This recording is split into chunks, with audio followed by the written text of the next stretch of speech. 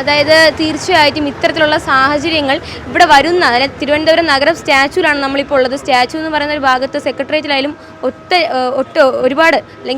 ഒരുപാട് വിദേശികളായാലും മറ്റ് സംസ്ഥാനത്തിലുള്ളവരും മറ്റ് ജില്ലക്കാരായാലും ഒരുപാട് പേര് വരുന്നൊരു സ്ഥലമാണ് തിരുവനന്തപുരം സ്റ്റാച്യു. ഇത്തരത്തിൽ ഹോട്ടലുകൾ അടച്ചിടുമ്പോൾ അത് വളരെ ഒരു ബുദ്ധിമുട്ടുണ്ടല്ലോ. എന്തായാലും ഹോട്ടൽ ഉടമകളുടെ തെറ്റല്ല, കാരണം ഗ്യാസ് സിലിണ്ടർ ഇല്ലാത്തത് ഇപ്പോഴത്തെ നമ്മുടെ ഒരു സാമൂഹികമായ ഒരു പ്രശ്നമായി മാറിക്കഴിഞ്ഞു.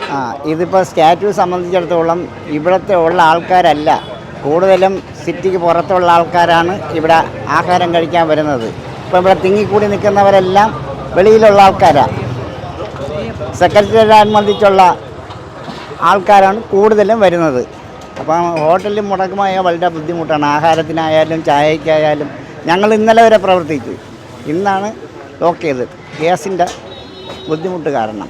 തീർച്ചയായിട്ടും, അതായത് തിരുവനന്തപുരം സ്റ്റാച്യു എന്ന് പറയുമ്പോൾ ഇവിടെ നഗരവാസികളല്ലാതെ പുറത്തു നിന്നും മറ്റ് സംസ്ഥാനക്കാരും മറ്റ് ജില്ലക്കാരും ഒട്ടനവധി പേര് ഇങ്ങോട്ട് വരുന്നൊരു സ്ഥലമാണ്. ഇവിടെ ഹോസ്റ്റലുകളിലായാലും വിദ്യാർത്ഥികൾ കൂടുതലും ഹോട്ടൽ ആഹാരങ്ങൾ ആശ്രയിച്ച് ജീവിക്കുന്ന ഒരു സമൂഹമാണ് ഏറ്റവും കൂടുതൽ സ്റ്റാച്യുവിൽ എത്തിച്ചേരുന്നത്. അങ്ങനെയുള്ള ഈ ഇത്തരത്തിലുള്ള ഹോട്ടലുകൾ അടച്ചിടുന്ന ഒരു സാഹചര്യം മുന്നോട്ട് വന്നാൽ അത് വലിയൊരു സാമൂഹിക പ്രശ്നമായി തന്നെ മാറും.